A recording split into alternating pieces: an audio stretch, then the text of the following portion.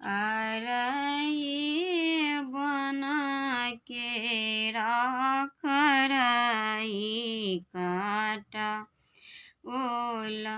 वृंदावन लागेला बीटा बाँस हे सेहो बाँस काटी काटी बंगला छेबा ओला राची राची खिड़की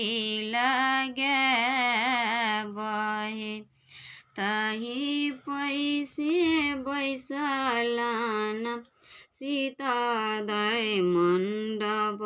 चारी के यो करेला कन्यादान हे।